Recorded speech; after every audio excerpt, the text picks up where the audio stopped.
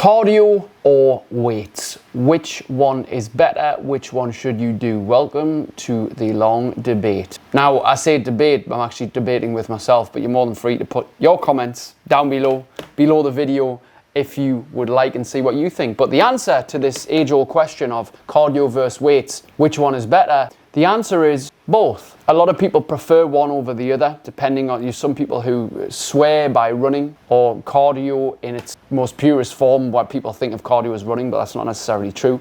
Or some people are fixed on weights, bodybuilders, and people who've only went to the gym to bench press and bent over row and all the rest, who just prefer that and get physical results from the whole thing. But let's talk about the difference between the two and why they're both very important to a healthy and active lifestyle. My journey with fitness, weights, health started actually lifting weights in the gym. So at the age of 16, which was 21 years ago now, I know, nearly 22 years ago, I had an introductory session into the weights room in Bolden Comprehensive, which was very interesting. And I found actually I was a lot stronger naturally than some of the people who were there, the other people. Now, I didn't have a fucking clue what I was doing. I went in and there was a lat pull down, and there was like a overhead press machine and a leg push and things. And I was like, oh wow, and I liked the feeling that it gave me. And I was a very skinny kid in school. I was fairly tall, I was like 5'11", nearly 6 feet in school. I was skinny. I was bullied a lot. So what weightlifting did and what weight training did was it helped me get size and strength. And it made me look more intimidating, which helped my insecurities at the time, which was great. But then over time, I started to notice that I was still unfit. Like I struggled to run, I struggled to do things which were fast. I could sit and I could bench press weights and I could push weights and curl heavy weights, and I had some muscular size on us, but I couldn't do things athletically. I could just sit on a bench or do some weightlifting, squeeze things and push and pull and stuff. And then it got me into a little bit extra training. I thought I'm going to try something different, so I tried boxing training. Now boxing is a lot more what you describe as heavy cardio. You're punching a lot, you're doing a lot of core stuff, squats, and everything's faster paced than what it is in a weight training environment. And what I noticed was it was very different feeling. Yes, the result was slightly different. You didn't get not necessarily a pump on in your muscles like you would from some bicep curls or shoulder press or whatnot, but you got this real, after doing I'm going to call it cardio, after doing that kind of training, the high intensity sort of stuff where you're dripping with sweat and you're soaking, you're breathing really heavy, there was this buzz, there was this huge endorphin buzz. Now you do get a buzz after finishing a heavy weight session, but it's a different feeling. I think the feeling after a heavy, what you'd call cardio session, beats the feeling after a weight session. I find if you're training heavy weights, a lot of the time without the cardio, you're going to be more tired, because weight training affects the central nervous system more than what cardiovascular activity does. So you tend to find you need more rest, whereas in cardio setting, you're resting 30 seconds, 1 minute maybe, but when you're lifting weights, you're resting 2, 3, 4 minutes. And you're also doing less work in the period of your time, whether it be an hour and a half, whatever, than you are when you're doing cardio. You're doing hundreds more reps in cardio. Now, each is different, right? And each will provide a different result. But cardio means cardiovascular. It's short for what the circulatory system in your body does. Cardiovascular health, right? Your heart pumping around, pumping fresh, oxygenated blood, which is healthy for you. And it's an important part of life. You can be the big jack guy who's strong and looks good in the mirror, but if you cannot run down the street or run after your grandkids or jump over a wall to help yourself, you're useless. You might be able to press a load of weight and have big, strong muscles, but if you're immobile and you can't even stretch your arm up high because of too many bench presses and shoulder presses over the years, it's not a great look, is it? So you have to consider the balance between the two. Weight training is fantastic. I'm an Olympic weightlifter. I weightlift 3 times a week because I found that works very well for me. And my cardio work, my higher intensity work that'll work my cardiovascular system a little bit more intensely, I do around 3 times a week as well. So I do wrestling training, weights and body weight training, occasionally sprints, things like that. But the balance of this is quite important. What is the best balance? Now, this is where it depends. I do think that everybody should be lifting weights at some point. Now, when I say lifting weights, that does not mean going into a gym and heavy bench pressing a barbell. It could be something like holding onto a kettlebell and walking with it. It could be grabbing a heavy slam ball and squatting with it, for example, or holding a weight plate overhead and lunging. It doesn't have to be what you see the bodybuilders doing with a bench press and a heavy back squat. It doesn't have to be that. There's several things you could do. You could do a dumbbell snatch. You could do a kettlebell clean and press. There's several different ways you can lift weights. It doesn't have to be a barbell or a dumbbell. There's obviously kettlebells, there's big slam balls, there's Atlas stones, there's farmer's walk bars, there's all different kinds of equipment you can use. Lifting weights just basically means that your grip and your core is challenged. That's what most weightlifting is, that your grip and your core is challenged. Because if you're holding onto a weight, let's say you're bench pressing, your core's tight, your grip strength, obviously you're going to work your shoulders and your chest and your back at the same time, and a full body exercise if you're doing it properly. If you're doing a shoulder press, your grip's tight, your abs are tight. Because if your abs weren't tight and your core wasn't tight, you'd just flop and you'd fold, you wouldn't be able to hold the weight, right? But likewise, if we look at the cardiovascular side of things, it makes sense to be able to move quite fast, to be quite subtle, to be feeling fit and like you can keep going in life. I believe that we need fitness to keep going, but we need strength to not stop. And that is where the debate comes in. You need both for a healthy lifestyle. Both are very, very good. Now, if you prioritize too much running, for example, now let's say you're a runner. Let's say you prioritize running. What's going to happen is you're probably going to lose quite a bit of weight because you tend to run for longer periods than 30, 40 minutes. If you're a runner, you'll run for 2, 3, 4 hours. You'll burn a lot of calories in that time, which means that you're going to struggle to maintain that calorie balance unless you're eating a load of shit or you're a massive drinker. You're probably going to lose weight by running long distances. You don't find many fat marathon runners, put it that way. But likewise, on the other side of things, you can also get the guy who does boxing 3, 4 times a week, who is still really, really fat, but he's the fat fit person. Now, what that means is he's just fit, but he's not healthy because he's still fat. He's still carrying a lot of fat. Now, basically all that means is that he's in a calorie surplus all the time. He's eating too much and drinking too much for the amount he moves. That's how we get fat, right? Now, is weight training or cardio better for fat loss? Well, both are great. The only way we're going to get illicit fat loss is by being in a calorie deficit, i.e. having less calories going in than going out. Now, obviously, if you're running for 2 or 3 hours, is that going to beat 30 minutes in the gym? Probably yes, because you're moving your body for a longer duration of time, meaning your energy expenditure is higher, which means you're going to burn more calories to sustain that level of activity.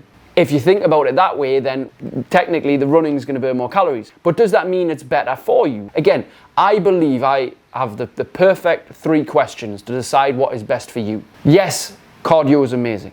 Yes, weights are amazing. I highly recommend you do both as part of an active, healthy lifestyle because you'll feel great from both. Don't just prioritize one or the other. Have a good balance of it. I mean, you might do 3 or 4 days weights and 2 days cardio, or you might do 3 days cardio and 1 day weights. It depends. You can have different plans for different people, but don't neglect one. Prioritize both if you can.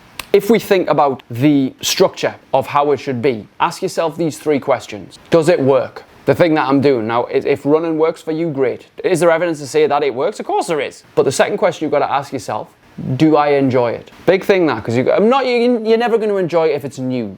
Probably, because it's going to be hard, your skill's going to be shit, you're going to be unfit or unstrong and not skilled at it, and you're not going to feel particularly confident and competent in a certain thing. But over time, you should be starting to enjoy the process a little bit more than the prize, starting to enjoy the journey a little bit more than the destination. If your goal and your destination is lose 4 stone, and you're fucking hating every single second of it, you're going to quit. So even though it's working, if you don't enjoy it, you're going to quit eventually before you hit the target. So you need to enjoy the process more than the prize. But the last thing is, the question that you need to ask yourself to find the best way that works for you in terms of a balanced system is, can I sustain this? And this is the most important question, is most people go on a diet plan, they go on a training program for 6 weeks, 12 weeks, whatever it is. They go until they lose the weight before the holiday, and the holiday comes and what happens? They fuck it up. Or Christmas comes, they stop for a month of December, think they can get back on it in January when everyone has this boom, but then 2-3 weeks later, they get back to work, things get back to normal after the holiday season, and then they fuck it up again and again. I'll start on Monday, and they live this cycle all year round for the past decade. And I've met so many people in my profession over the past 10 years. I've been doing this 10 years and I've worked with thousands of people online and offline. And so many people live in this cycle. It's a vicious cycle. It's what we call, well, that's what we say, a vicious circle, vicious cycle. And so when it comes to that, then we can think we'll try something new. And the thing is, a lot of people that try as well, they're just jumping from one thing to the next. So they're doing running for a bit, and then they're doing weight training for a bit, and then they're doing boxing for a bit, and then they're doing swimming for a bit, which is great if you're doing it on a consistent basis, if you're just keeping yourself fit, healthy, and active. But the problem is when you do something for 3 weeks, then stop for 6 months, then you do something for 2 months, then stop for a month, then you go something else for a month. Like this up and down, this stop and start, it is so much easier to keep up than it is to catch up. I help people get into healthy lifestyles. And what that does is the majority of it involves a morning routine. So that's something that you can do before the world gets up, usually 8-9 times out of 10, so you can spend the time on you. Now, I think that's what works for most people. Not everybody, but it works for a lot of people, is training first thing. I'm a big advocate of that. If you can't train first thing, then you find a time that trains for you, that works well for you. By the way, the time you train doesn't matter. The reason why I advocate a morning 9 times out of 10 is because during the day, excuses can come. People can need your attention, things can happen, but at 6 o'clock in the morning, people do not need your fucking attention because everyone's in bed. So that's the best time to train, in my opinion, right? But everyone's different. I mean, I do my weightlifting at 3 p.m, but that's because it works for my lifestyle. But if I could do it earlier, then I probably would. But it works for me. Again, find what works, that you enjoy, that you can keep up. Now, the cardio and weights thing, again, we can call it personal preference. You might prefer one or the other, but that does not mean you should neglect it. Because if I was being honest, I prefer weights over cardio. Now, when I say cardio, I mean anything from running, boxing, sprinting, bodyweight exercises, anything that just gets the heart rate super duper high, right? My wrestling is cardio training. We don't lift weights in wrestling. We go and we wrestle. We move about the ring and we do bodyweight exercises and we run the ropes and we do flips and jumps and pushes and all this kind of stuff. But again, martial arts, jiu-jitsu, anything, that is cardiovascular based activity. Weights is simply when you grip something and you test yourself through a move. That is weight training, whatever it may be. Dumbbells, kettlebells, slam balls, barbells, whatever it may be, machines even, that is weight training. You're training with resistance. But you could also class things like push-ups and squats as resistance training.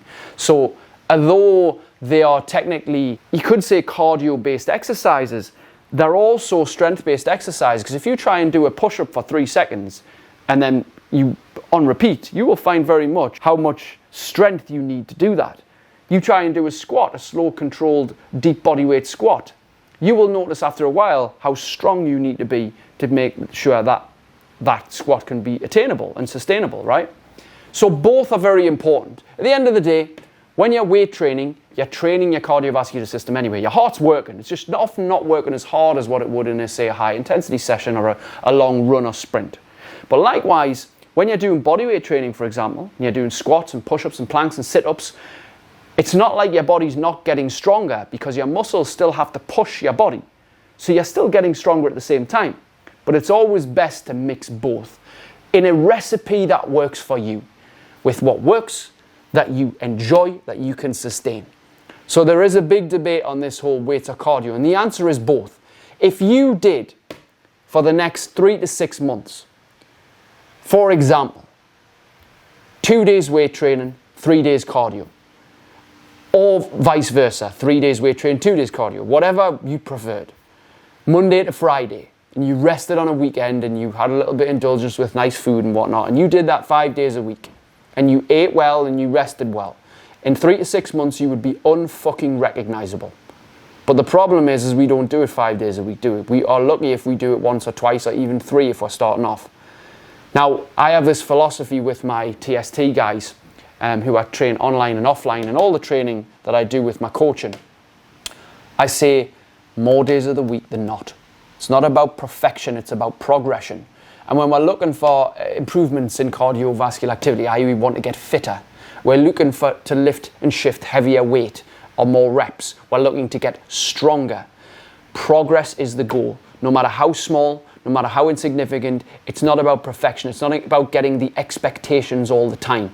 When you change your expectations for appreciation, everything changes. So if you expect something to happen and it doesn't, but you can say, hey, well, at least I started, and at least I'm on this journey, at least I've got this far, which is a hell of a lot further ahead than if I hadn't even started, then everything starts to change. It's a Tony Robbins quote that when you change your expectations for appreciation, everything changes. So the cardio versus weights thing is a great debate. And again, the answer is both. You might prefer one to the other, but both are key and prime for optimal health. So you should not neglect one or the other in favor of it. Again, sometimes this is going to be sport dependent. Like if you're a runner and you are running for time, you're going to need to prioritize running. Whereas if you're a strength trainer or a CrossFit athlete, for example, you're probably going to have to prioritize a bit more weight training because that's going to matter in the journey that you're on. But if you, like most people, like 95, 96% of the world, just want to get fitter, stronger, healthier, and look and feel better, then you need to just balance it out. Cardio and weights. Just move, man. And again, I don't really like necessarily saying I'm doing me cardio today or I'm doing me weights today. I just like to say I'm training. And that's a great way to look at it. I'm just training. This is the power in getting a coach and getting a mentor. If you're a type of person who's not experienced in these things, then it's always best for somebody else to have your plan written out for you, to tell you what to do, when to do it, how to do it. This is what I help people with. If you find this video and you click the link below or send me a message, we can talk about how we can work together. Even I have a coach. I have a weightlifting coach who tells me what to do. I have a wrestling coach who tells me what to do, because I don't want to be going into the gym area, the environment, or getting ready to train and think, oh, what am I going to do today? Oh, I'm not sure what should I do. I'd want somebody else to tell me, because it's just easier. And guess what that does? It eliminates excuses. It simplifies the process. And if we can simplify the process, then that means that we basically have very little excuses. Because if it's complicated, you'll add excuses. If it's simple, you'll fucking get it done. I hope you've enjoyed this video. If you want to download my audiobook, the link should be below this video. I'd love to speak to you. If you've got any comments, questions, suggestions, hide them in the comments below, and I will see you on the next video. Have a great rest of your day.